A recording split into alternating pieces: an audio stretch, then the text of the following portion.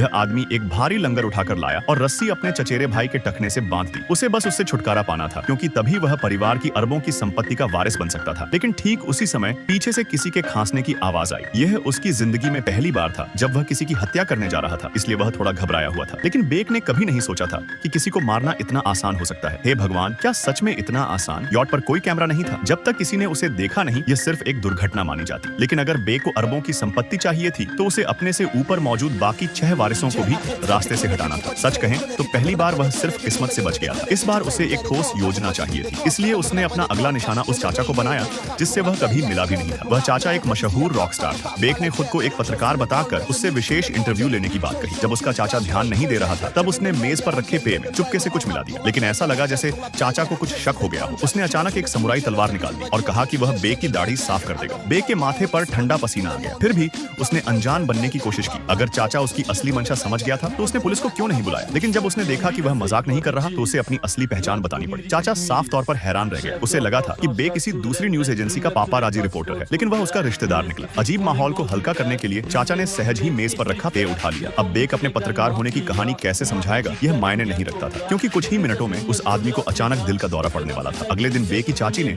अपने विला में लेजर सुरक्षा प्रणाली लगवा ली। परिवार के वारिस एक एक करके मर रहे थे, इसलिए वह 24 घंटे अपनी सुरक्षा कर रही थी। लेकिन उसकी एक आदत थी, हर मंगलवार वह ब्यूटी सैलून में ट्रीटमेंट कराने जाती थी। इसलिए बेक ने एक कर्मचारी का भेष बनाया और चुपके से उसके नकली दांतों में छेड़छाड़ कर दी। वह बिना किसी को शक हुए उसे मार सकता था। उसने जो विशेष रसायन इस्तेमाल किया, वह दांत सफेद करने वाले पदार्थों में पाए जाने वाले तत्वों से इतना मिलता जुलता था कि पुलिस को लगा कि उसने शायद अपनी पिछली कंबोडिया यात्रा के दौरान कोई सस्ता और खराब उत्पाद खरीद लिया होगा। अब तक उसकी हत्या की योजना आदि सफल हो चुकी थी। इससे उसका आत्मविश्वास काफी बढ़ गया। लेकिन तभी जब वह अपने अगले कदम के बारे में सोच रहा था, एक खूबसूरत महिला उसके दरवाजे पर आ पहुंची। उसने सीधे एक लिफाफा उसके सामने फेंक दिया। उस लिफाफे के अंदर उसके द्वारा परिवार के सदस्यों की हत्या से जुड़े सारे सबूत मौजूद थे, और वह महिला कोई और नहीं, उसकी चचेरी बहन थी। और उसका मकसद भी बिल्कुल सीधा था।